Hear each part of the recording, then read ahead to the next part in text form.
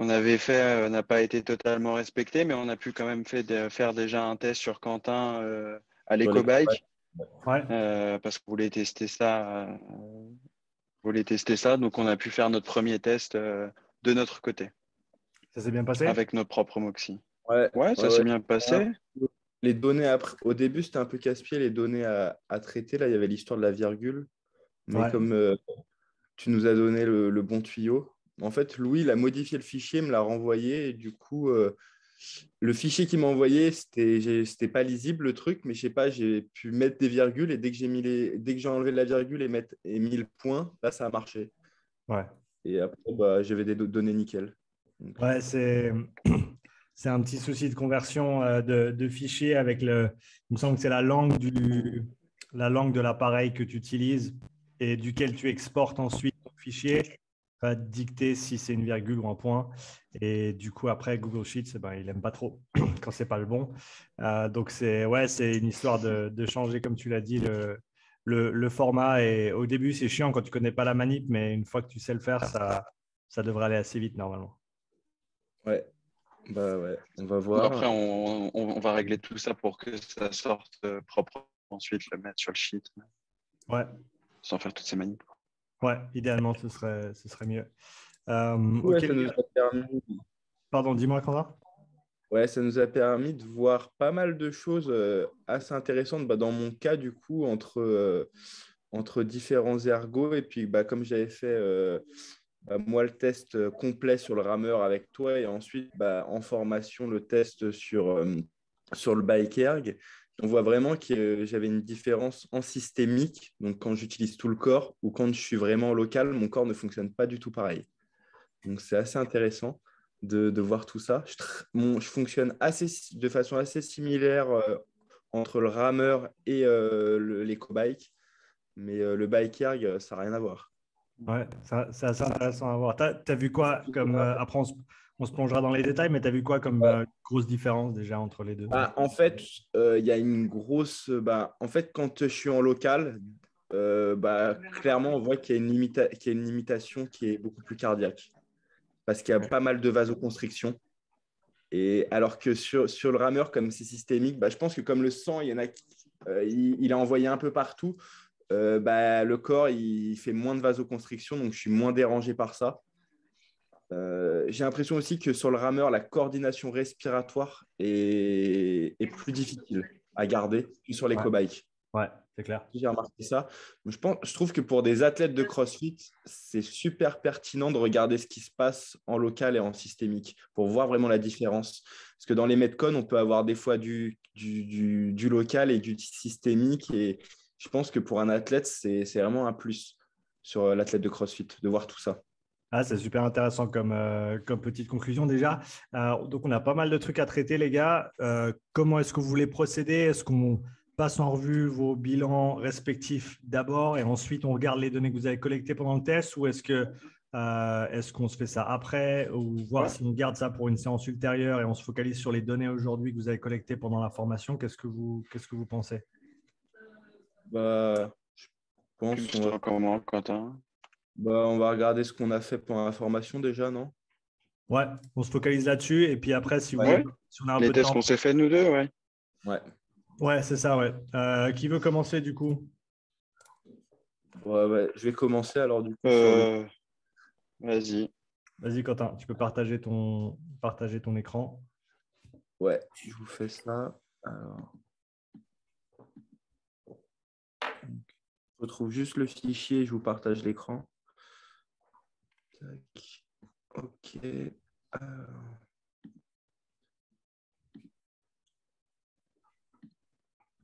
je sais pas si vous voyez. Ouais,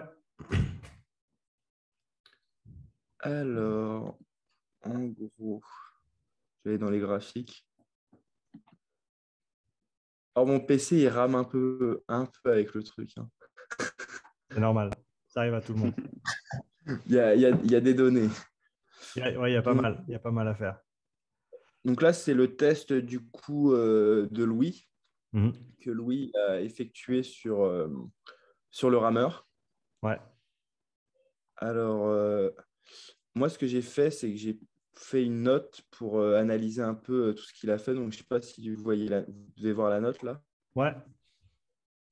Alors, en gros, j'ai commencé en utilisant ton dossier par essayer de déterminer le premier seuil par différentes méthodes. Ouais. Et de faire une corrélation justement un peu sur tout ce qui allait se passer avec les seuils. Ouais. Du coup, pour trouver son premier seuil, j'avais le RPE, donc un RPE entre 4 et 6. Du coup, il serait entre 140 à 160 watts. OK. Alors, la méthode, par contre, du DFA Alpha 1, je ne sais pas si on peut voir là, mais sur 0,75, il n'y a rien en fait. Donc, je ne sais pas trop. Alors, première chose là-dessus, ça ne va pas nécessairement être sur 0,75, mais ça va être quand tu passes 0,75. À savoir que une petite mise à jour là-dessus, surtout sur les tests intermittents, ton DFA, il va répondre, mais il va répondre avec un temps de latence. C'est-à-dire que si ta charge n'est pas continue, eh ben, ton DFA, dans ce contexte-là, dans le format 4.1, d'après ce que moi j'ai vu jusqu'à maintenant, et j'ai mis ça à jour très récemment avec les quelques derniers tests que j'ai vus, c'est qu'il va surestimer en général ce passage du 0,75. Donc là, tu passes clairement en dessous de 0,75 à 180 watts. 160 watts, ouais, tu vois, donc 160 watts, si tu y restais un peu plus longtemps, si Louis était resté plus que 4 minutes, c'est possible qu'il soit descendu à 75. D'accord. C'est la durée de l'intervalle, du coup. Il y a un effet de durée aussi parce que c'est une charge qui va être en continu ou pas, tu vois. Et le fait que tu relâches la charge à chaque fois, eh ben, en gros, pour que le DFA se manifeste, pour que le 0,75 ou moins se manifeste sur une période de 4 minutes, il faut que la charge soit assez élevée pour que ça se fasse aussi rapidement que ça. Donc, à mon avis, le DFA, il est bien à regarder comme limite extrême supérieure de là où le premier seuil pourrait se trouver, ton 0,75. Donc, en gros, dès que tu passes ton 0,75, tu sais que tu es déjà trop loin. Parce que justement, tu as ce temps de latence et cet effet de l'intervalle non continu. Ça vous parle? Ouais. Ouais, ok. Justement, on ne l'avait pas vu comme ça, donc c'est bien que tu nous le redises, ça. Ouais, et puis ça, de toute façon, c'est quelque chose que j'ai remarqué récemment. Donc, je vous l'aurais dit différemment il y a 2 mois en arrière. Donc, c'est une petite mise à jour sur la façon dont moi je le regarde parce que ça surestime quasiment toujours d'à peu près 1, des fois 2 paliers le premier seuil. Des fois, ça ne tient pas du tout. Mais là, en l'occurrence, si tu me dis que tu étais… Alors, tu peux revenir sur tes notes d'analyse, mais je crois que tu étais entre 120 et 160 à peu près avec le 140. On était 140, 160. Ok, d'accord.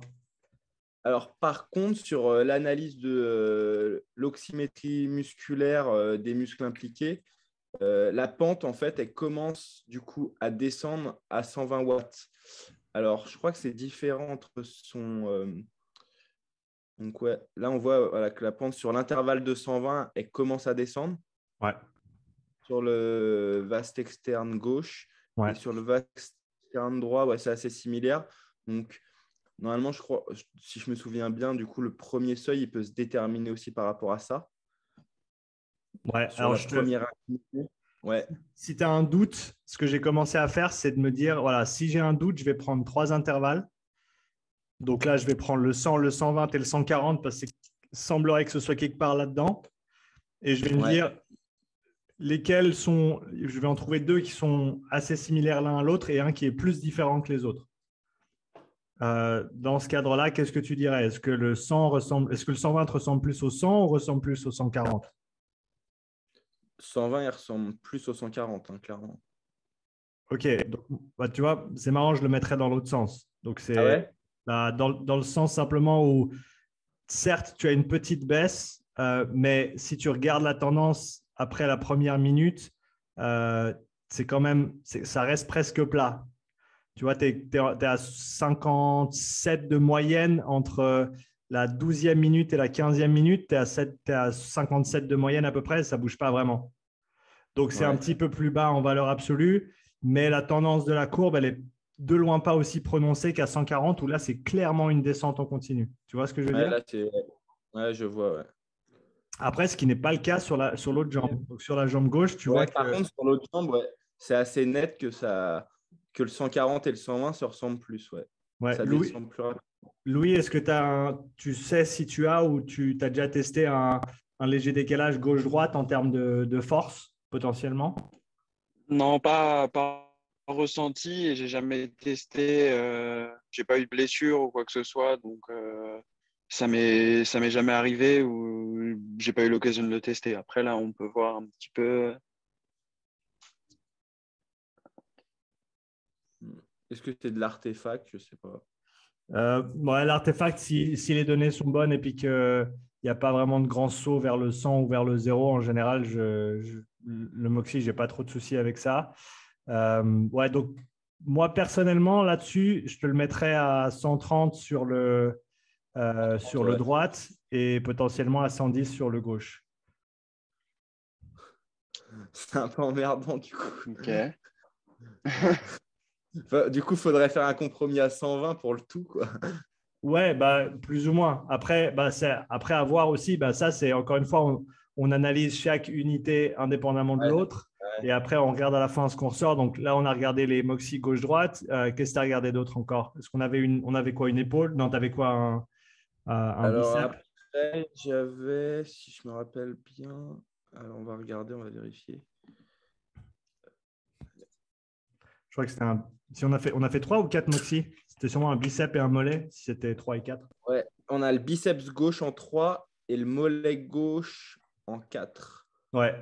Un truc à faire gaffe avec le bicep en rameur, c'est qu'avec Ouais. la fatigue, tu vas potentiellement changer ta coordination aussi et comment tu rames. Et donc ça peut avoir un impact sur quel genre de données ressortent d'un membre supérieur, par exemple. C'est aussi le cas pour un membre inférieur. Tu vois quelqu'un en rameur qui ne descend pas bas dans les pourcentages, et ben peut-être que tu regardes leur coordination sur le rameur et ils ont changé quand ils étaient fatigués, ils ont arrêté de pousser avec les jambes, et ils ont commencé à tirer avec leur dos. Ça, tu le vois assez souvent avec des gars qui ont un petit peu moins de compétences, on va dire, techniques sous fatigue sur le rameur. Et en gros, tu as la technique qui se barre une fois qu'ils sont fatigués. Alors que tu regardes ceux qui rament très, très bien, et ben, ta courbe en SMO2, elle va descendre, descendre, descendre, et elle va être tout en bas, même s'ils sont très fatigués parce qu'ils savent continuer à pousser avec les jambes. Donc, il faut garder en tête la composante technique de la modalité quand tu vas juger tes données, en sachant que le bicep, eh ben, est-ce qu'on peut en tirer quelque chose d'intéressant? Potentiellement oui, mais en même temps, s'il a changé même légèrement son recrutement et son utilisation du haut du corps sur sur la deuxième partie du test, bah, on n'est pas trop sûr de ce qui se passe. Tu vois ce que je veux Il dire? nous avait dit qu'il avait pas mal dans le biceps, enfin, qu'il avait Ouais. été pas mal pendant le test sur le biceps. Et que c'est souvent ça sur le rameur. Sur le rameur, moi, sur le tirage là, j'ai souvent mal aux deux biceps. Ouais, donc moi je te dirais d'un point de vue, même pas énergétique, mais d'un point de vue technique, ça veut dire que tu n'utilises Technique pas assez plutôt. tes. Et Ça on veut en dire avait parlé d'ailleurs ce jour-là. Tu m'avais dit de faire sur les échauffements justement, laisse tes bras tranquilles et utilise que tes jambes. exactement. Et ça, c'est une faute technique que tu retrouves chez énormément de monde. Et quiconque n'a pas passé un petit peu de temps à se focaliser sur sa technique de rameur au-delà de juste ramer, mais donc vraiment décomposer le mouvement, travailler sur chaque segment, le remettre ensemble, le recomposer et vraiment penser à ton coup de rameur à chaque fois que tu rames, tu trouveras souvent des petits points comme ça d'amélioration potentielle qui pèsent lourd en fait, parce qu'au final, si tu as les bras qui explosent, tu ne sers plus à grand-chose, alors que tu avais certainement encore un petit peu de marge au niveau des jambes pour pousser plus. Alors, dans un contexte comme ça, ce n'est pas le plus important, mais dans un contexte de perf, ça joue, quoi. Donc, Quentin, vas-y, je te laisse enchaîner. Je ne sais pas si tu veux commenter sur le bicep ou si on va directement sur le Moxie 4. Ouais, après le biceps, j'ai peur que ce soit pas très concluant de regarder vraiment ce qui se passe dessus, du coup. Non, tu vois, c'est plat, ça descend, ça Ah remonte, ouais, ça c'est un peu redescend. bizarre. Ouais. Il n'y a Donc, rien de. C'est assez dur. Par contre, sur le mollet, hmm, on a, on a une conjoncture qui est assez descendante. Mais là, au début, on a un plat. Puis ça ouais, commence à descendre vraiment après 140. ouais.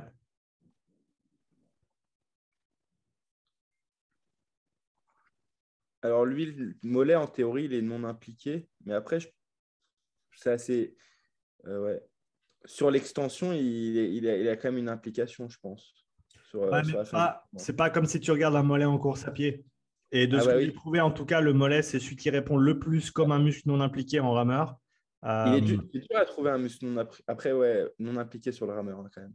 les ischios, en général, ils répondent pas mal aussi comme muscle non impliqué. Ouais, Alors, ils sont utilisés, mais c'est juste pas le même mouvement que tu vois sur un deadlift ou sur un hinge très prononcé, étant donné que tu as quand même une amplitude de mouvement qui est pas énorme au niveau de l'ischio et que c'est quand même beaucoup de chaînes antérieures sur la première partie du mouvement.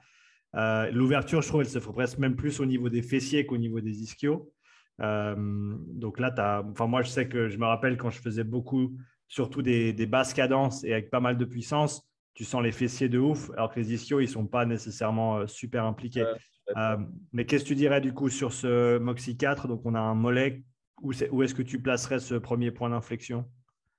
Moi, je le placerai à 140.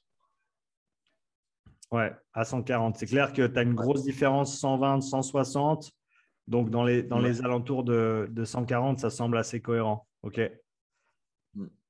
Ouais, je dirais dans les 140. Ouais. OK. Et puis, qu'est-ce qu'on avait encore? On avait des RPE et on avait une Ouais. fréquence respiratoire ou pas?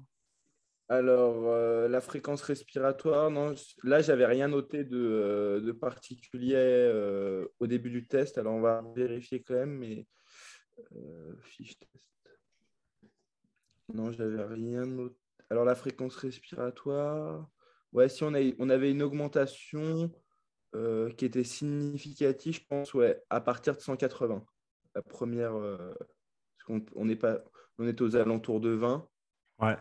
Et après, on est passé à 22, 23. Donc, ouais, c'est au palier de 180 qu'il y a eu la première modification. Ouais. Bon, La fréquence respiratoire, c'était pas significatif, je trouve, au non, début. il y avait Par pas. contre, sur le deuxième test, ouais. Ouais, et puis surtout, bah, il nous manque le paramètre de volume, comme on sait, qui aurait Ah oui, c'est certainement ça. pu nous informer On n'a pas de. le master, donc ouais, c'est plus difficile de voir. Exactement.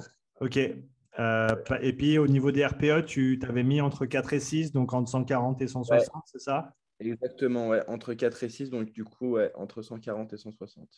OK. Et du coup, qu'est-ce que tu en as au niveau interprétation? Donc, Du euh, coup, je m'étais déduit que ton premier seuil devait être entre 120 et 130 watts par rapport à tout ça, faire vraiment essayer de trouver une moyenne dans tout ça, quoi. ouais. Je pense que tu as de toute façon avantage à être un petit peu conservateur avec ce premier seuil, en Ouais, sachant que si tu es pile poil dessus ou si tu es 10 watts en dessous, ou même 20 watts en dessous, de toute façon, le travail il va être positif. Et ouais, bien sûr, le but, c'est d'être le plus précis possible, mais en gardant en tête que de toute façon, c'est le volume en dessous du premier seuil qui va être important. Le seuil en lui-même, c'est pas que c'est pas important, mais c'est la limite supérieure du travail que tu vas effectuer. Donc, quitte à ce que ce soit que tu sois un peu conservateur avec les interprétations et que tu fasses le travail vraiment juste là et qu'ensuite tu retestes et que tu vois une différence significative et là tu sais que tu peux de manière assez confiante l'avancer de 20 watts ouais, pour continuer le travail. De toute façon, disons qu'il est à 140 sur son premier seuil, eh ben, son travail à 120, il va être extrêmement productif. Par contre, s'il essaye de juste se mettre à 140, eh ben, certes, tu as le positif d'avoir un peu plus d'intensité, mais vu que ce n'est pas vraiment l'objectif et qu'on sait que cette zone de fat max, elle est en dessous du premier seuil, clairement, qu'une fois que tu passes ton premier seuil, tu es déjà sorti de cette zone. Tu as avantage à être un tout petit peu conservateur. Donc, toi, tu aurais dit entre 120 et 130. ouais, ouais, j'aurais dit ça. OK. Je préfère. Après, en fait, ouais, en fonction des paramètres respiratoires ou musculaires, j'ai l'impression que des fois, le premier seuil, il peut être assez différent en fonction de ce qu'on veut regarder à 20 watts près, quoi. Ouais, c'est Ça, clair. Bah, faut se dire que où est-ce que le seuil va se manifester en premier? C'est ça la question. ouais. Bah là, clairement, le seuil, il se manifeste en premier au niveau de l'oxymétrie musculaire, quoi. Surtout sur sa jambe droite, je crois. Mhm. Ou Ou- bah, du coup, ça serait 120 watts. Ouais, bah, moi je serais tenté. vu qu'on a vu, on a vu un 140 au niveau du RPE pour être conservateur. Ouais, je pense que tu ne peux pas te tromper entre 130 et 140 même. Ouais. Ouais, je pense que dans ces eaux-là, enfin, après, encore une fois, c'est une interprétation. Et de toute façon, ce premier seuil, si on le faisait au lactate, bah, on a arbitrairement décidé que c'était une augmentation d'1 millimole par litre par rapport à tes valeurs de repos. Donc, au final, de toute façon, c'est essayer de trouver un angle sur une courbe. Donc, au final, c'est toi qui choisis où tu mets cet angle, tu vois. Et au final, ton travail d'endurance fondamentale, il sera plus productif si tu restes là où tes niveaux de lactatémie sont au niveau de repos, parce que c'est là où tu auras l'optimisation de l'oxydation des graisses maximales, etc. Donc, de toute façon, ouais, être un petit peu conservateur, ça n'aura pas un grand effet négatif, en tout cas, sur la qualité des entraînements. Ouais. Vas-y, je te laisse enchaîner. Du coup, après, j'ai essayé ensuite de déterminer le seuil de fatigue. Donc, par rapport au RPE 7 à 9, du coup, lui, il était en RPE 9 à 220 watts.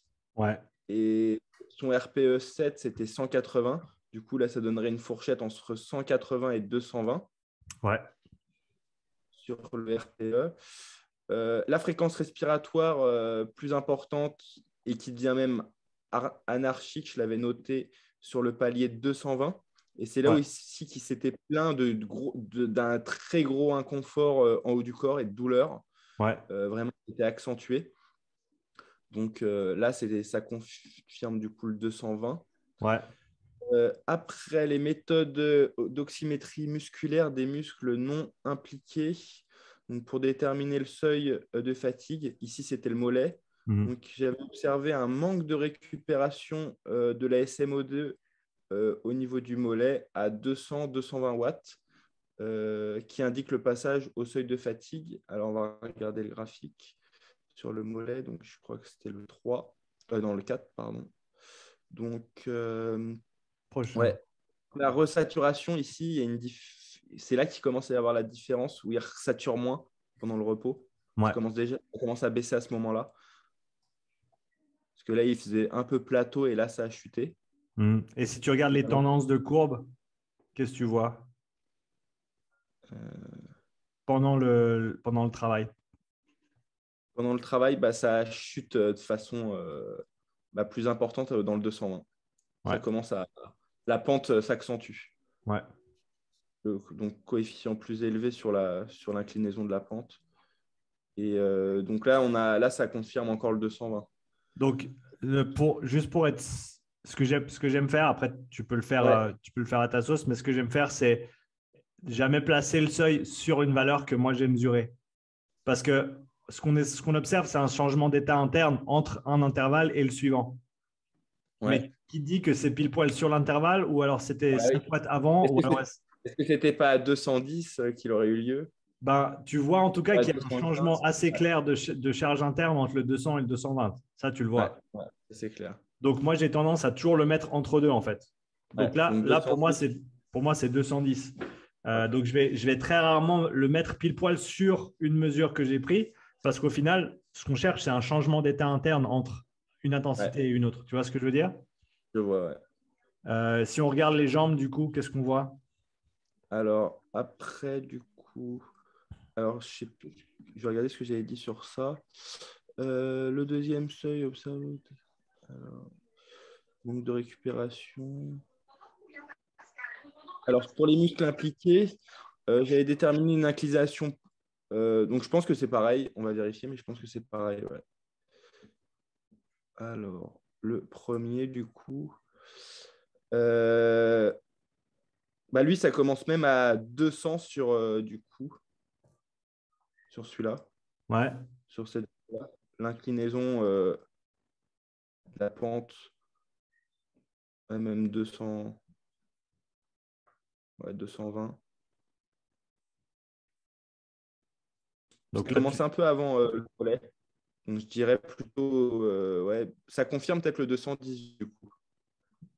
Ouais, je pense que là, celui-là, il est assez difficile. Si tu regardes Ouais, le 180, le 200 et le 220, j'aurais presque tendance à dire que le 200 et le 220, ils se ressemblent plus que le 180. c'est ça. Donc, ouais, moi, on a presque l'impression que ça démarrerait à 200 du coup.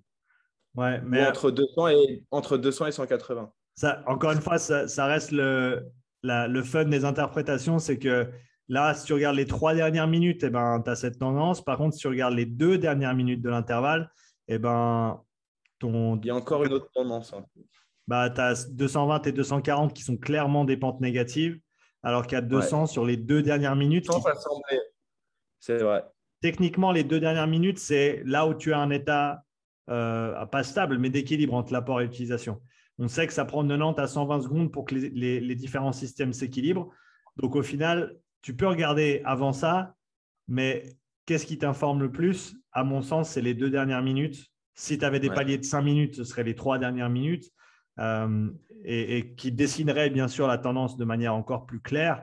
Donc là, ouais, ça va être soit 190, soit 210. Hein. Ouais, je pense que on est sur pas. Je pense sur 210, ça me paraît pas mal. Ouais, et puis ensuite, tu passes au Moxie 2. Alors, lui, du coup, ouais,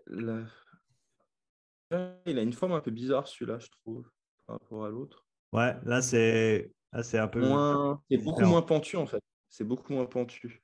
Ouais, Je sur le sais pas ce qu'il a 220. mis. Ouais. C'est parce qu'en fait, on voit que ça chute, qu'il utilise de plus en plus, mais l'inclinaison, elle n'est pas nette à chaque fois. Ouais. Ouais, bah, après, tu as toujours le paramètre de est-ce qu'il poussait aussi fort à gauche qu'à droite. Ouais, c'est ça. Est-ce que là, il n'y a pas un phénomène de compensation et il n'est pas allé chercher un autre muscle? Peut-être. C'est Ouais. une bonne hypothèse. On ne peut pas la vérifier parce qu'il nous manque des muscles. Enfin, il nous manque des Ouais, muscles. Mais c'est une bonne hypothèse. Donc là, je ne sais pas si. Ouais, qu'est-ce que tu dirais, toi? Là-dessus, je dirais que du coup, je pense que ouais. Je pense qu'en tout cas, il se passe s'il y a un système compensatoire ou qu'on a l'impression qu'il y a un système compensatoire et qu'il se passe vraiment quelque chose aux alentours du 200, parce que même si je pense que ouais, la manière dont il faudrait réfléchir, ça serait de se dire ok, j'ai pas forcément la même chose visuellement sur les deux jambes, par contre, il se passe un truc à peu près au même endroit. Mhm. Ouais. Et je trouve qu'au niveau entre 180 200, il y a vraiment une barrière après sur le 220 quand même. Ouais, bah encore une fois, si tu regardes les 2 dernières minutes, tu as presque Ça. une Et pente ben, montante sur elles le sont presque 200. ouais. Et il y a un peu plus de pente quand même sur 240 et 220 que sur 200 et 180. Ouais. Et la difficulté, c'est toujours qu'il y a certes la pente, mais après, il y a aussi la valeur absolue. Donc, il faut, d'une manière ou d'une autre, et ça, je n'ai pas encore déterminé ou trouvé comment utiliser ces deux paramètres l'un avec l'autre et quand est-ce que tu donnes plus de poids à l'un et quand est-ce que tu donnes plus de poids à l'autre. Mais il faut essayer de faire la part des choses avec les deux. Donc là, tu pourrais y aller de deux manières. Tu pourrais à mon avis, regarder ces 2 dernières minutes, voir que c'est plat à 180, ou voir ça monte encore un tout petit poil, ça monte à 200. 220, ça descend. 240, c'est clairement plus bas et c'est plat.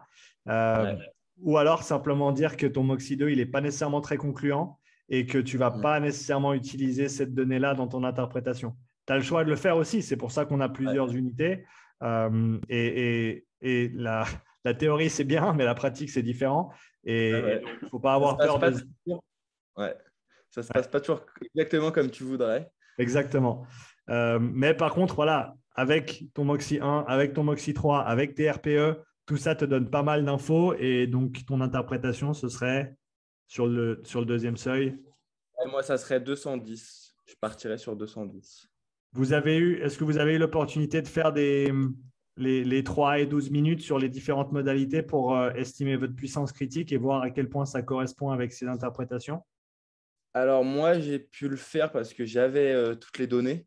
parce que j'avais déjà fait des efforts qui étaient très similaires à ça. Et du coup, par rapport à mon seuil au rameur que tu m'as donné, parce que moi, je les ai au rameur, ça tombait pile dedans, en fait. Ok. Tu te rappelles de tête ce que c'était? Je crois que c'est aux alentours de 240 watts. Et je t'ai donné quoi? Et je crois que c'est ce que tu m'as donné. Après, je peux vérifier. Alors... Ouais, 250. donné 250, ouais. Et moi, j'avais 240, je crois, dans le calcul. Après, est-ce que je l'avais calculé où? Alors, je vais refaire une page. Je crois que je l'avais calculé là.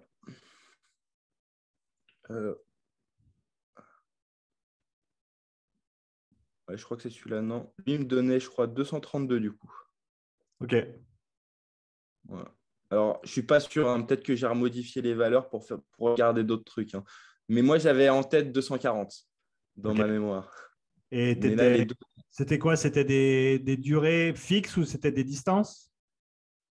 J'avais un 1000 mètres rameur que j'avais fait en 3 minutes, du coup. Ouais.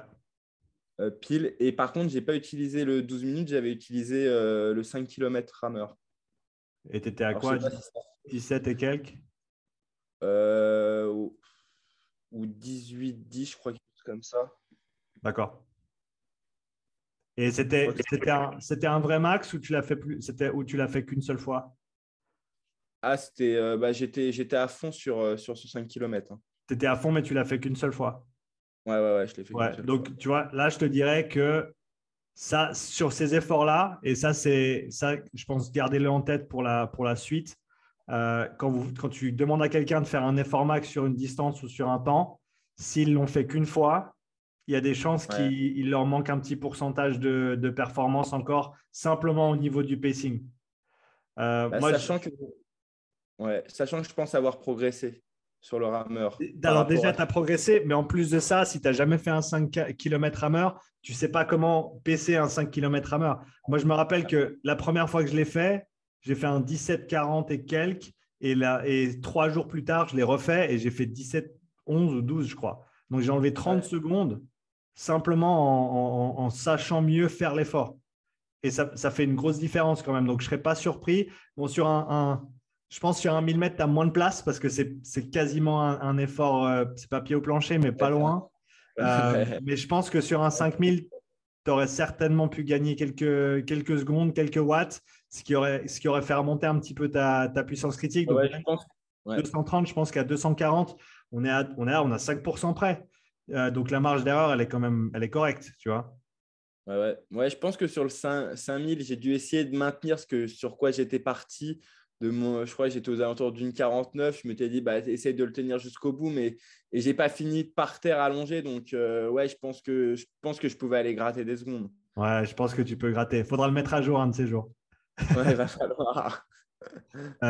Ok, vas-y, continue sur la fiche de Louis. Alors, du coup, j'avais trouvé ensuite qu'il possédait un très bon système cardiovasculaire et une bonne récupération cardiaque, bonne respiration en oxygène lors des phases de repos. Ouais.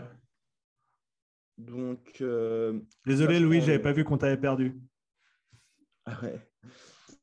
Donc, il y a eu juste un moment où sur sa récup cardiaque, il a fait 22, mais c'est un peu bizarre parce que ensuite, il est passé à 42, 36. Donc ça m'a un peu surpris. Va voir dans ta fiche de test.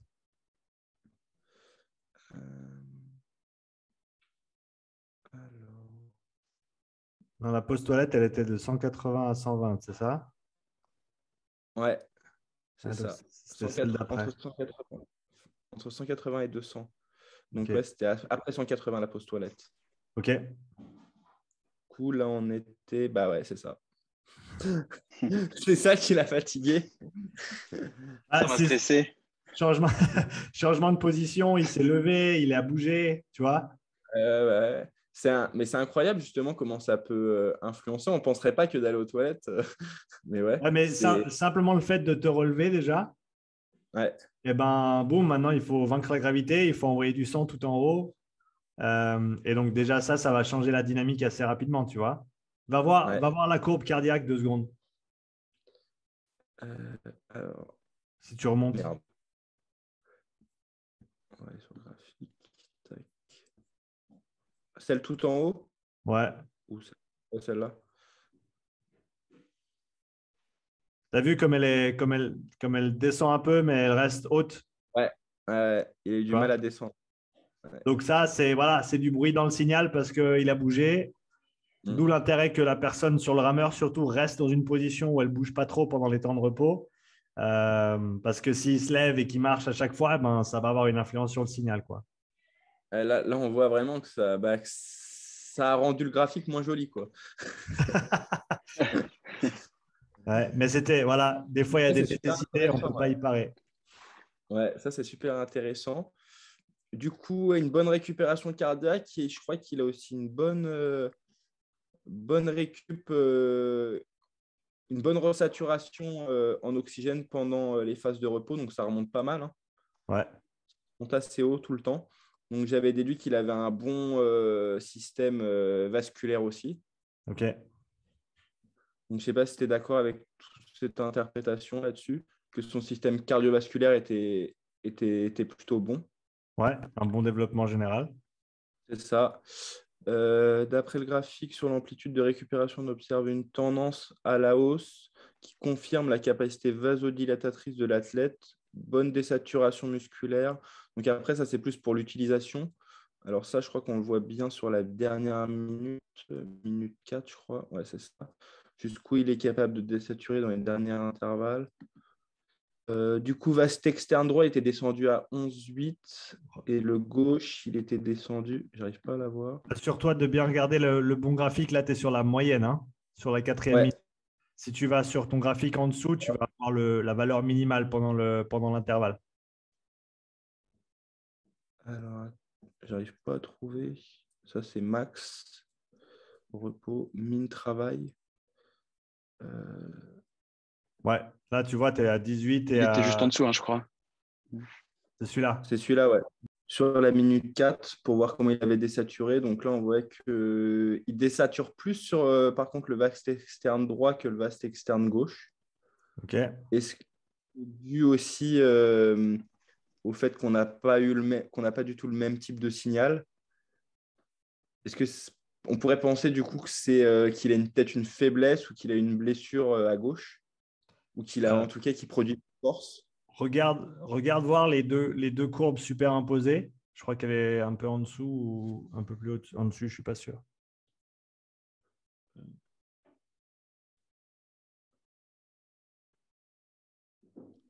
Ouais, là. Donc là, tu regardes la grise et la violette. Ouais, Euh, on n'est pas trop loin l'une de l'autre. Tu as des valeurs qui sont quand même un peu différentes sur la gauche, qui sont un peu plus hautes, hein, tout le long du test, plus ou moins. ouais. Après, alors je crois que ça c'est le donc ça c'est le 2, ouais. Donc le 2 il désature du coup plus que le premier. Et le deuxième, je crois que c'est celui-là tout à l'heure qu'on avait dit qu'il y avait un signal un peu qui avait le signal qui était différent, plus dur à analyser. Ouais, un petit peu moins constant, si on Moins veut. pentu. Ouais. Un peu, ouais. Ok, moins. Après, tu vois des récupérations, des courbes de récupération qui sont quand même assez similaires. Mais de toute façon, tu auras toujours plus de récup avec plus de désaturation, simplement de par la réponse du corps. Plus tu désatures, plus tu vas amener de sang pour resaturer. C'est des tendances qui sont quand même assez proches les unes des autres. Donc, tout au long du test, malgré le fait que tu as à peu près 10 points de différence sur la partie médiane du test et presque 8 points de différence sur le dernier intervalle, tu as quand même des tendances qui se ressemblent pas mal. Donc, moi, je pose en général la question, est-ce qu'il y a eu une blessure ou autre?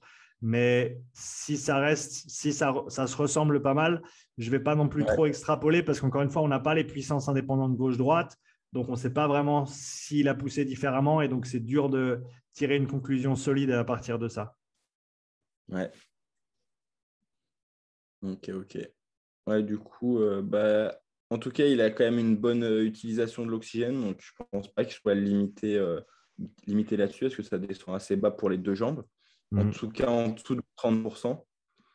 Après, on peut toujours l'améliorer, hein. On peut toujours faire, s'il veut augmenter sa puissance et augmenter sa capacité pour descendre sous les 10%, ouais, ça peut être intéressant des fois de faire du travail de sprint pour essayer de bosser sur ça. Ouais. Euh, alors, un autre truc que j'avais analysé, que je trouvais assez pertinent, en fait, que j'ai pas mal vu dans les formations avec Evan, c'est l'analyse du volume sanguin. Donc, ce que j'avais regardé, du coup, ce qui se passait sur chaque jambe. Mhm. En clair, quand il démarre en fait l'effort, l'activation musculaire du coup presse le sang et réduit et du coup le volume diminue. Ensuite, durant l'intervalle, on observe qu'il y a une augmentation. Donc là, par exemple, hop, il y a une forte diminution dès qu'il commence, ça chute.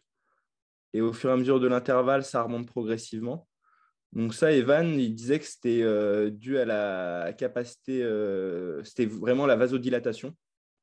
Donc il y a une vasodilatation qui se passe. Et à la fin de l'intervalle, donc la tension musculaire elle baisse, ce qui fait qu'il y a une arrivée de sang qui est encore plus importante. D'où le petit pic. Et en clair, lui il disait que ça, c'était une limitation respiratoire. Donc ça, c'est typique d'un athlète limité respiratoire d'avoir ce phénomène-là pendant l'intervalle. Vraiment une sorte, je dirais pas une cuvette, mais un peu. Et ma question pour toi là-dessus, Ouais, parce qu'on a parlé aussi un peu de THB quand vous étiez là, ouais. comment est-ce que tu fais la part entre vasodilatation métabolique, vasoconstriction sympathique et compression mécanique? En fait, l'idée, ce que j'avais conclu là-dessus, c'était que en fait, la conjoncture du volume sanguin tout au long de l'intervalle, elle est croissante, ce qui indique qu'il y a une augmentation de son CO2 au fur et à mesure des intervalles, Mhm. qui est vasodilatateur, et ce qui conduit du coup à la limitation du système respiratoire. Donc, En clair, il accumule trop de CO2 au fur et à mesure des intervalles. Et donc, il y a beaucoup de vasodilatation, ce qui fait que pourquoi, son flux sanguin au fur et à mesure augmente. pourquoi est-ce que l'accumulation de CO2 est une mauvaise chose? Euh, alors, puisque ça, disons que ça crée, il y a moins d'équilibre au niveau métabolique. Moi, j'irais jusqu'à dire que c'est positif d'avoir plus de CO2 parce que tu peux mieux extraire ton oxygène. Ouais, Et c'est la raison pour laquelle je regarde le THB de très très loin, mais je ne l'utilise plus pour l'interprétation. C'est parce que tu ne peux pas déterminer en fait si c'est. Parce que tu as ces trois facteurs qui influent le THB: vasodilatation métabolique, vasoconstriction sympathique, compression mécanique due aux contractions musculaires. Euh, on ne sait pas, on sait pas, on connaît pas la proportion des trois qui peut être changeante en plus au cours du temps. Et donc, ça ne nous permet pas nécessairement de tirer de conclusion. On peut dire, ah ben là, il paraîtrait que le volume sous le capteur change dans telle direction, mais au-delà de ça, on sait pas à quoi c'est dû. Tu vois ce que je veux dire? ouais. Donc, si tu veux et si tu sens confiant de le faire, vas-y. Mais personnellement, j'ai arrêté de regarder le muscle Ouais. pour tirer une conclusion sur le système respiratoire parce que c'est pas du tout le même local, c'est pas du tout au même endroit. Euh, on n'a pas d'informations sur le CO2, donc se dire que parce qu'il y a des pics de récup, c'est à cause du CO2, bah, peut-être que pas, peut-être qu'il relâche la vasoconstriction sympathique, peut-être qu'il relâche les compressions mécaniques, peut-être qu'il y a plus de CO2, donc il y a une plus grande vasodilatation au fur et à mesure. Mais au final, c'est tout des hypothèses et tu n'as aucune donnée qui te permet d'y répondre. Ah, j'ai Louis qui essaye de m'appeler. Je crois qu'il est plus là. Non, je crois il a droppé. Et Allô? Ouais. J'arrive à me reconnecter Ah, il et n'arrive pas à se reconnecter. en fait j'ai une connexion de merde ici, Hop. même les messages WhatsApp passent pas. Ok, Est-ce d'accord. que toi tu as accès à la note que je clique pour quand même l'expliquer à Sean ou pas? Ouais, j'ai accès à ta note, mais tu peux pas nous rejoindre? Parce que là, je suis au téléphone avec lui. Parce qu'il a plus de connexion apparemment. Ah, ça fait chier. Il n'arrive pas à se connecter sur le téléphone en 4G ou autre? Non, là, j'ai du Edge ici. Non, il a du Edge. Parce que là, il est à la montagne. Enfin, il est pas loin de toi, Sean, je pense, mais, C'est vrai? mais dans une station, ouais. Ok. Bah écoute, on peut faire une ou deux choses. On peut soit continuer comme ça, soit à la limite, Quentin, ce qu'on peut faire, c'est qu'on regarde ton rapport à toi maintenant avec le temps qu'on a. Et puis, Ouais. on se refera une séance avec Louis quand il On peut aura le analyser temps tout ça, ouais, avec Louis. pour regarder son graphique à lui et puis après son rapport à lui aussi. Ouais, je pense qu'on va faire ça. Ça joue? Ouais. Merci, tu peux me permettre, tiens, c'est sympa de faire comme ça. Ouais, il m'a dit OK. Parce que là, de toute façon, même le téléphone, ça passe pas très bien. Bon, bah, dis-lui d'aller profiter de la neige et puis on OK, fixera une séance. OK, on fait ça. Allez, salut. Super. Salut Louis. À plus. À plus. Bien, Louis. Ouais. Donc, on va faire ça. Ouais, donc c'est pour ces multiples raisons que j'ai arrêté d'utiliser le THB. Parce qu'au final, tu peux émettre des hypothèses qui sont super cool, mais tu n'as aucun moyen, à moins que tu aies d'autres outils, Ouais. notamment un analyseur métabolique qui te prend le CO2, où là, tu pourrais déterminer potentiellement tes niveaux de CO2. Et ensuite, mais tu ne peux même pas en fait démêler après les trois autres facteurs qui influent le volume sanguin. Donc au final, tu restes avec une hypothèse que tu ne pourras jamais vérifier. Ouais, c'est ça. Après, voilà, j'ai regardé pour voir voilà, si je pouvais analyser ça comme ça. Et puis, ça tombait bien, en fait, avec son graphique ressemblait beaucoup au graphique que Evan expliquait. Du coup, j'ai fait le lien entre les deux. Mais après, voilà, ça reste très hypothétique, hein, ça, c'est sûr. Ouais. Mais c'est vrai que ça, c'est une bonne question. En quoi le CO2 peut-il être mauvais, quoi? Ouais. À mon avis, de ce que j'ai vu récemment, en tout cas, Ouais, meilleure est ta rétention de CO2 et plus tu vas avoir mieux tu vas avoir un échange gazeux qui s'effectue au niveau périphérique. Donc, tu auras une meilleure extraction si tu arrives à avoir une meilleure rétention de CO2. ouais, Donc, au final, c'est quelque chose qui est positif. On veut de la vasodilatation métabolique. C'est ce qu'on veut. ouais, ouais. Donc, si on peut l'améliorer au travers d'une certaine approche respiratoire, ben, pourquoi pas? Tu vois ce que je veux dire? Est-ce que tu penses que cette accumulation de CO2 elle peut être due à une mauvaise coordination respiratoire? En général, si tu as une mauvaise coordination respiratoire, ça va dans l'autre sens. C'est-à-dire que tu vas hyperventiler et tu vas te débarrasser de trop de CO2. Ouais, d'accord. Tu vois ce que je veux dire? Ouais, je vois.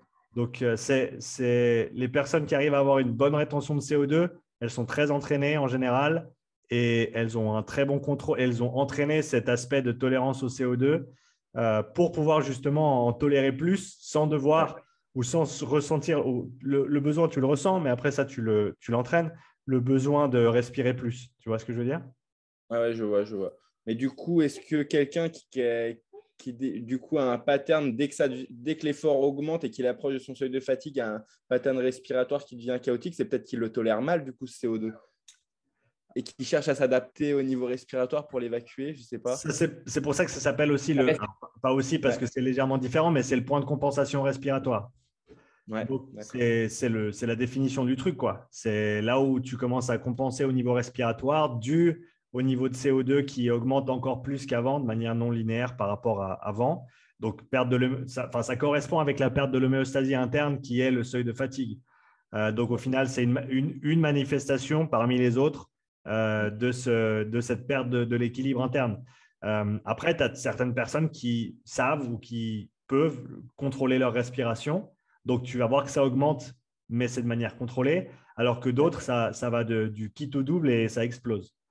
Ouais, Donc là, si tu le vois, déjà, c'est une opportunité de travail. C'est de se ouais, dire, est-ce que je peux faire du travail type seuil et apprendre à mieux contrôler ma respiration pendant l'effort? Parce que déjà, tu auras une économie, au niveau coordination, tu seras mieux, tu as plein d'avantages mécaniques, donc tu as toujours avantage à mieux respirer à haute intensité. Et comme je t'ai dit, ceux qui tolèrent plus de CO2, ils auront une meilleure extraction au niveau capillaire.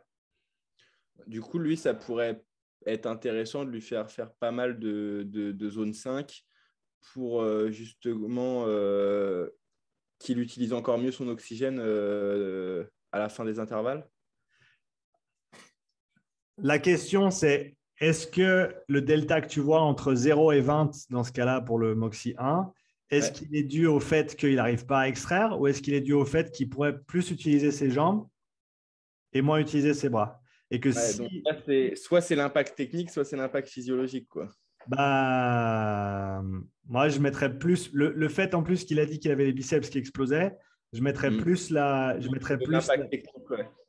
Voilà. Donc, ce qui sera à faire, c'est tu peux le faire même toi pour t'amuser maintenant que vous avez les Moxy. Tu fais une séance rameur avec des intervalles et pendant les intervalles pairs, tu te focalises sur vraiment pousser comme un squat sur les jambes. Et sur les impairs, tu tires normalement, entre guillemets, ou un peu plus avec le dos. Et tu regardes ensuite la différence de signal pour une valeur équivalente de travail sur le rameur. Tu vois ce que je veux dire? Et là, déjà, tu auras une manifestation assez claire et peut-être même un outil ou un support à utiliser avec tes athlètes par la suite, de dire, regarde, quand tu rames bien, c'est comme ça. Quand tu rames pas bien, c'est ça. Donc, tu perds du jus, tu n'utilises pas bien tes jambes. Et c'est clair qu'il y a certains contextes stratégiques, surtout au niveau CrossFit. Par exemple, la façon dont tu fais du barbell cycling en power snatch léger, ça ne ressemble pas à un snatch. Et on sait pourquoi. Il y a une histoire d'économie, il y a une histoire de qu'est-ce qui vient avant, qu'est-ce qui vient après. Pour le touch and go, c'est plus rapide de moins baisser les fesses. C'est plus rapide. Est-ce qu'après, tu as une composante, quel mouvement vient après? Quel mouvement tu as après? Et si j'ai des thrusters derrière, peut-être que d'utiliser un peu plus ma chaîne post sur le rameur, ça a plus de sens que d'exploser mes quads. Donc, après, t'as tout, mais ça peut servir comme point de départ de la conversation. Comment est-ce que tu tires sur le rameur? Et comment est-ce qu'on peut optimiser ça? Tu vois ce que je veux dire? Ouais. Super intéressant. Ouais, c'est intéressant. Donc ça, je pense que c'est un test à faire pour vous et ensuite à regarder les données et se dire, voilà, quel était mon ressenti sur différents intervalles à une intensité équivalente et qu'est-ce que ça donne au niveau physio aussi, tu vois? Est-ce que tu voulais voir, il y avait autre chose encore sur ce test dont tu voulais parler? Tu avais d'autres notes à regarder avant qu'on regarde ton rapport à toi? Non, après, donc moi, j'avais… qu'est-ce que j'avais mis sur le sien encore donc, j'avais dit déjà que par rapport à son test de spirométrie, il possède une bonne capacité respiratoire. En tout cas, le test que tu avais fait quand tu nous avais testé toi, qu'il n'y avait pas de problème à ce niveau-là. Que l'oxymétrie artérielle n'indique pas de problème au niveau de la diffusion pulmonaire. Donc, ça rejoint peut-être tout ce que tu dis déjà sur sa technique, plus que sur sa physiologie. Et après, j'avais conseillé des intervalles à haute intensité en zone 5 pour essayer de reculer son seuil, son deuxième seuil, pour augmenter sa VO2 max. Et peut-être un travail du coup en zone 3 pour qu'il travaille sa technique et sa coordination systémique, donc la coordination respiratoire, son mouvement, son relâchement, que ça soit pas trop facile, parce que sinon ça va être dur de le transférer, mais pas trop dur ni trop facile pour pouvoir qu'il y ait un transfert. Et la zone 3, je pense que c'est une zone qui est pas mal pour travailler la coordination. Et ensuite, comme Louis est un athlète de CrossFit, voir si sur d'autres mouvements, il a ces problèmes de coordination respiratoire et comment on peut le transférer, en fait, le travail de rameur sur son activité spécifique. Ok. Alors, deux, trois petites choses qui ressortent. Ton travail en zone 5, ça va être un travail de VO2 max. Ça ne va pas nécessairement faire monter ton seuil de beaucoup parce que tu es au-delà de ton seuil. Donc, en général, pour faire monter ton seuil, il faut faire du travail. Du travail justement sur son seuil. Au seuil. Donc, c'est soit en continu, soit c'est avec des over-under, comme ils font pas mal en vélo, où tu as des 1 minute à 105%, 2 minutes à 90% de ton seuil de fatigue et tu alternes 2-3 fois et tu répètes ça 2-3 blocs. dans une séance d'entraînement. Ça, c'est des trucs qui vont te faire, ou alors simplement rester aux alentours de ton seuil pendant des périodes prolongées. Ça, c'est des choses qui vont te faire remonter ton deuxième seuil. Idéalement, ce que j'ai commencé à faire plus récemment, c'est d'utiliser VO2 max, pourcentage de VO2 max au premier et au deuxième seuil pour orienter justement le focus de travail pour un athlète avec des pourcentages que je souhaite voir à chaque seuil et une priorité de si je vois ça, on fait ça en premier, si je vois ça, on fait ça en premier et puis sinon, on travaille sur la VO2 max et on continue à la faire monter. Si c'est quelque chose qui est pertinent pour cet athlète et pour cette modalité-là. Donc, ton travail en zone 5, je pense qu'il peut être pertinent si tu veux le faire progresser. Et après, combine toujours cette recommandation, entre guillemets, focalisée physio avec qu'est-ce que tu recommanderais au niveau purement programme, en sachant que le meilleur stimuli, c'est celui que tu n'as pas encore eu. Et donc, choisis un type de travail qu'il n'a pas encore fait ou qu'il n'a jamais fait ou qu'il n'a pas fait depuis longtemps. Et tu sais que c'est là où tu auras certainement les meilleures adaptations qui en ressortiront. Par exemple, le plus gros problème de Louis, quand tu m'entraînes avec lui, c'est qu'il a, il a du mal à rester dans une zone. Dès qu'il fait un effort, il faut limite qu'il soit à fond. Et en fait, il a du mal à rester juste dans la zone d'équilibre. Ça, c'est assez intéressant. Il va tout de suite, même si on lui dit, ouais, bon, là, on fait dans cette zone-là, il va toujours trop haut. Il n'arrive pas à rester dedans. Donc ça, ouais, c'est un travail qui peut être intéressant pour lui de travailler sur son seuil, je pense. Ouais, donc ça, c'est autant à basse intensité s'il a de la peine à rester dans les cases, autant à basse intensité, autant autour du seuil. Simplement apprendre à tirer un peu sur les rênes et à respecter les intensités de travail en sachant que les adaptations sont toujours en ligne avec ce que tu vas travailler. Donc, sur le bas si tu ne travailles jamais le bas du tableau parce que tu es toujours en train de pousser le haut du tableau, il va certainement te rester pas mal de potentiel d'adaptation en bas, quoi. Ce qui est le problème du crossfitter en général. C'est le problème du crossfitter. Il veut toujours se faire mal et se mettre dans le rouge. C'est ça. Il faut apprendre à se faire mal avec parcimonie, comme on dit. C'est ça. Du coup, okay. C'est à peu près tout du coup, pour Louis, ce que j'avais noté. Ok. Tu avais des questions en particulier là-dessus ou est-ce qu'on passe sur ton rapport? Non, là, c'est bon. Ouais, tu m'as bien éclairé parce que je trouvais qu'il n'avait pas un profil non plus super évident. Mais ouais, là, franchement, ouais, ça semble cohérent. Et en fait, on voit vraiment qu'il y a un lien à faire entre ce qu'on observe, la technique de la personne et du coup, là, ce qui se passe sur la physiologie.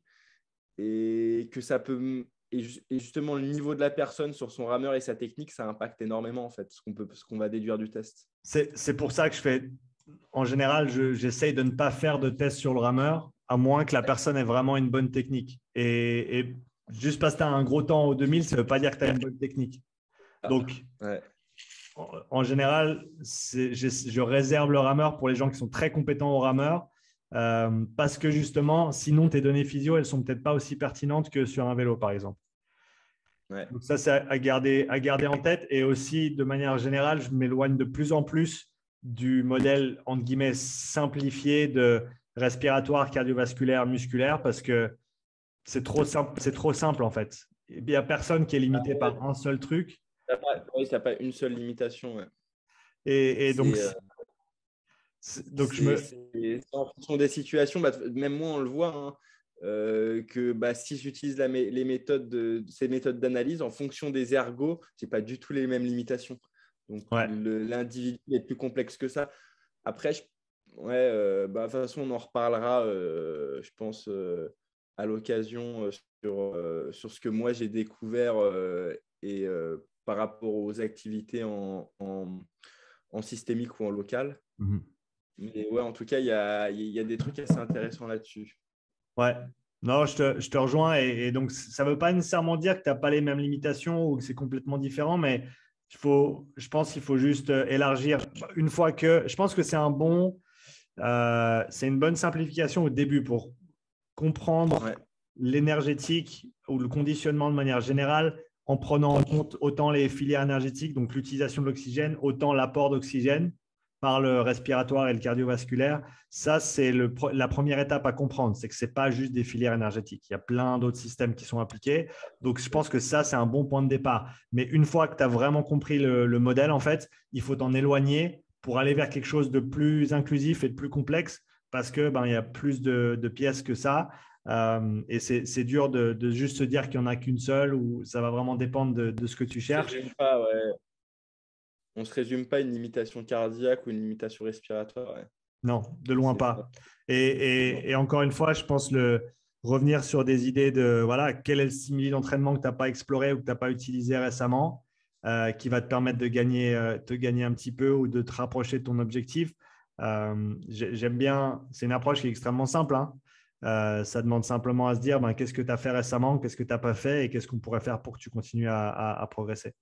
Donc, je pense qu'il faut orienter la conversation dans ce sens-là. Est-ce qu'on regarde ton rapport du coup? Ouais. Du coup, je te laisse partager. Allez, go. Tu vois mon écran, c'est bon? Ouais, nickel. Super. Donc, toi c'était sur Rameur aussi. Donc, c'est intéressant. On a 2 tests qui sont sur Rameur. Fin à 300. Tu avais fini le palier à 300 watts. Hein? Ouais. Fini le palier à 300 watts, commencé à 120, des sauts de 20 watts. Donc, ce qui est ressorti là, assez clairement, c'est au niveau coordination respiratoire et peut-être un petit peu au niveau développement vasculaire. Mais de manière générale, grosse capacité respiratoire, aucun souci de ce côté-là. Même si le ratio est bas, le fait que tu sois si haut par rapport aux valeurs normatives, je ne m'inquiète pas du tout. OK. Donc, c'est pour ça que tu as un A ici alors que ton ratio est entre guillemets bas. Coordination, là, on voit clairement dès le début, si je me trompe pas, tu es à 20 coups par minute et tu respires 2 fois par coup. OK. Et donc, ce qu'on va voir, c'est que tu bouges. Alors, tu utilises des volumes courants très, très bas. Même en fin de test, tu es à 2,4 litres. Alors, tu peux théoriquement bouger plus de 5 litres par respiration. Et donc, pour revenir sur le CO2 de tout à l'heure, tu doubles ton volume courant, tu divises par 2 ta fréquence respiratoire. Et là, tout d'un coup, tu as un meilleur échange gazeux parce que tu as plus d'air qui touche plus d'alvéoles parce que tu vas plus loin dans le poumon. Tu as moins d'espace mort aussi, 150 millilitres à peu près, fois 38 ou alors fois 20. Ce n'est pas du tout le même volume que tu, entre guillemets, gaspilles sur ta respiration. Et en plus de ça, tu auras une meilleure rétention de CO2 avec des respirations plus longues et donc un meilleur effet au niveau de l'extraction d'oxygène. Donc, il y a des chances que si tu refaisais ce même test exactement dans les mêmes conditions avec moitié moins de fréquence et le double de volume, cette valeur de fraction de O2 expirée là, elle serait plus basse. Ce qui veut dire que pour une quantité d'effort donné, tu as extrait un petit peu plus d'oxygène. OK? Donc, ça, c'est ce qui ressort principalement au niveau respiratoire. Cardiovasculaire, pas grand-chose à dire au niveau du développement. Tu as un bon développement, tu as une bonne récup, des valeurs plus basses à la fin, mais ça, quand on est clairement au-dessus de ton seuil de fatigue, donc ça devient plus dur. Et potentiellement un petit déficit au niveau réoxygénation. Donc, on voit que tu es assez court sur tes courbes de resaturation et tu ne vas pas aussi haut que tu pourrais. En tout cas, moi, je vise toujours 80. Et là, on voit que tu es à quoi? Tu es à 60. Là, tu es monté en pic près de 80, mais c'était transient et après, c'est redescendu. Alors qu'on souhaiterait voir une augmentation de ces pics au fur et à mesure du test. Donc là, potentiellement au niveau vasculaire, mais encore une fois, à quoi est lié directement ou à quoi est lié ton pic de resaturation? C'est un peu tout en fait, parce que tu as l'aspect respiratoire qui rentre en ligne de compte, tu as l'aspect vasculaire, tu as l'aspect cardiaque aussi. Donc, je le mets avec un bémol en gros ou un astérisque le vasculaire parce que ça pourrait être ça, mais ça pourrait être autre chose aussi. Parce que, encore une fois, ce n'est pas si simple que ça. Et ensuite, intensité d'entraînement. Donc, comme tu l'as dit, on a à peu près 170 sur le premier seuil, 250 sur le deuxième. qui voilà, semblerait être pas trop loin de ce que toi tu as trouvé, avec des tendances quand même assez claires au niveau 60, 80 et 300 ici. Et je me rappelle, tu étais vraiment au bout de ta vie sur le 300, donc tu es vraiment allé chercher. Je suis allé au bout. Tu n'as pas fait les choses à moitié et ça s'est vu. Encore une fois, tu vois le bicep qui remonte à la fin, donc c'est assez intéressant. Et peut-être pas la mesure la plus pertinente sur un rameur. Donc là, on retrouve, tu vois, là, ce que je te dirais, c'est que en pourcentage de VO2 max, moi, je veux une VO2 max, une VO2, pardon, au premier seuil à 75% ou plus. Donc là, on peut s'orienter un petit peu là-dessus. Et deuxième seuil à 85% ou plus. Donc là, on est bien sur ton seuil de fatigue, d'où les recommandations d'entraînement, endurance fondamentale et VO2 max. On va essayer de remonter un peu ton premier seuil et après, on va remonter ton plafond, ta VO2 max qui est correct, 52 si je ne me trompe pas, mais qui a largement de la place pour la pousser vers le haut. Un rameur pro, les internationaux de haut niveau, on cherche entre 72 et 78. Mais pour un crossfitter, tu peux largement te placer même si c'est dans les 60, tu serais déjà vachement bien. Donc, il y a de la place à faire à ce niveau-là. Et donc, ce que je t'ai mis comme type d'entraînement, c'est du long. Ça, tu connais pour l'endurance fondamentale. Ça peut être fait en rameur, mais ça peut être fait sur d'autres modalités aussi. Et ce que je t'ai mis en VO2 max, c'est des efforts type 30-15. Donc là, tu vois 10 intervalles, 30 secondes à 300 watts, 15 secondes à 150 watts. Je vais le faire tout à l'heure en plus. Hein? Je le commence tout à l'heure, celui-là. Magnifique. Tu mettras les Moxy? Je peux pas les mettre là, mais c'est vrai que ça peut être intéressant. Ça, c'est un truc qui est intéressant, c'est de commencer à te dire, j'ai le Moxy, je vais regarder à quoi ressemblent au niveau métabolique les séances que je fais. Donc, prends ces opportunités pour faire ces petits tests quand tu peux, quand tu auras les Moxy. Même si c'est une séance de temps en temps, au moins tu sais que un 30-15, ça ressemble à ça. Et donc là, c'est les coups par minute. 32 à 34 sur ton 300 watts, 18 à 20 sur ton 150, 5 minutes de repos en zone 1 entre les blocs de 10 intervalles. Tu en fais 2, ensuite tu montes à 3 et ensuite tu progresses gentiment le volume. Et puis ta zone 2, tu peux la faire en continu, tu peux la faire en bloc de 15-20 minutes avec 1 ou 2 minutes de repos. En rameur, ça se fait assez souvent. Si tu veux bouger un peu, boire un coup, vu que tu ne peux pas nécessairement le faire en continu comme en vélo. Et puis, en parlant d'optimisation de la fonction respiratoire, ce que je t'ai dit avant, beaucoup plus de volume, beaucoup moins de fréquence et apprendre à mieux coordonner tout ça avec ton effort. Ça, j'ai commencé à le faire et c'est vrai que je sens déjà la différence. Dans quel sens ? En fait, je sens que je remplis beaucoup plus, j'utilise beaucoup plus mon diaphragme complètement en fait. C'est une sensation différente. Alors au début, c'était dur parce que j'avais l'impression que j'allais manquer d'air, de réduire la fréquence, mais en fait, ça passait sans problème. Et après, je m'y suis habitué. Mais au début, quand les intervalles, parce que j'ai fait des intervalles, un 4x4 minutes à 280 watts, donc ça commençait à piquer. Et j'ai réussi quand même à maintenir un tirage, une respiration. Par contre, j'étais peut-être un peu bas en nombre de tirages, parce que j'étais aux alentours de 28. Donc, je pense que c'était peut-être un petit peu bas. J'aurais peut-être dû pu monter à 30. Ça, c'est un truc qui s'entraîne aussi. Si de travailler à une fréquence… Être moins en puissance. Être un peu moins en puissance, peut-être. C'est ça, c'est que pour une puissance équivalente, si tu as plus de coups par minute, tu auras moins de force par coup. Et après, au final, il faut te dire que plus tu rames avec des coups qui sont bas, plus tu vas avoir un focus qui est musculaire et plus tu vas avec une fréquence de coups qui est haute et plus tu vas avoir un stimuli qui est sur l'apport cardio-respiratoire, si tu veux. Donc, ça peut te permettre de mettre un petit peu plus l'accent aussi sur soit l'un, soit l'autre. Tu vois ? C'est vrai. Et t'ouvrir la porte à utiliser des fréquences plus hautes quand tu en as besoin. Parce que quand tu n'as pas l'habitude, si tu as l'habitude de ramer à 28 et que d'un coup, tu décides de faire un effort à 34, tu t'exploses comme un popcorn. Oui. Donc, de faire plus d'intervalles à des fréquences plus hautes, simplement pour que ensuite, quand tu fais tes compètes, quand tu fais tes efforts, T'as juste plus d'options. Tu Ouais, c'est veux, ça. tu as les jambes qui sont grillées, mais par contre, tu es bien à niveau cardio, ben boum, tu fais plus de coups par minute, tu économises un petit peu tes jambes. Tu vois ce que je veux dire? Ouais, je vois. Donc, Je vois. ça peut être intéressant au niveau stratégie aussi. Ouais, c'est vrai.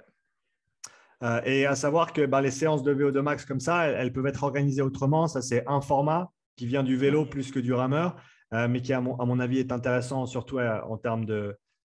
C'est juste plus chouette d'avoir des changements de rythme que d'avoir, comme tu l'as fait, hein, ton 4x4 minutes, tu es un peu en plein dedans ta VO2 max. Mais en plus de ça, ça te permet d'utiliser des puissances un peu plus élevées du fait que c'est intermittent. Donc, il y a cet avantage aussi d'aller taper un peu plus haut dans les watts. Peut-être que 300, ce sera un peu bas pour toi. Il faudra peut-être monter ça un petit peu à 320. Mais à tester quoi qu'il arrive et te dire que sur la… On va voir si ça me met dedans ou pas. Ouais, Ouais, on va voir. Hâte de voir ça. à ajuster un peu vers le haut si nécessaire. En gros, sur ta deuxième moitié de bloc, tu devrais être vraiment dans le… C'est pas impossible, mais tu travailles dur et tu respires fort. Ok. Ok. Je crois je crois que j'ai fait le tour. Est-ce que tu as des questions, des remarques ou autres? Non, non, non. Tout me paraît clair du coup. J'avais juste des questions sur la capacité vasodilatatrice que tu Ouais, avais mis en T, mais du coup, ouais, tu y as répondu. ouais, Et, donc, ouais, on est bon. C'est bon pour magnifique. moi. Super. Bah, merci, Sean. Bah, écoute, avec plaisir. Content qu'on ait pu voir ce que tu avais Ouais, pas fait, mal. ce que tu avais fait de ton côté aussi. Et puis, ce qu'on fait, on se coordonne pour une autre séance avec Louis une fois qu'il a du réseau. Et puis, comme ça, on regarde ce que lui a fait. On regarde son rapport aussi à ce moment-là. Et en attendant, comme je vous l'avais dit, hein, mais j'enregistre, je mets ça sur YouTube. Donc, si Louis veut aller revoir ça, ce qu'il n'a pas vu, il peut aller sans autre. Ouais, c'est super. Merci, Sean, en tout cas. Super, merci à toi. Et puis, tiens-moi au courant de la mise à jour de ta puissance critique rameur. Ça. Et puis des petites expériences que tu feras avec les Moxie, avec les différents entraînements, c'est intéressant. On fait ça.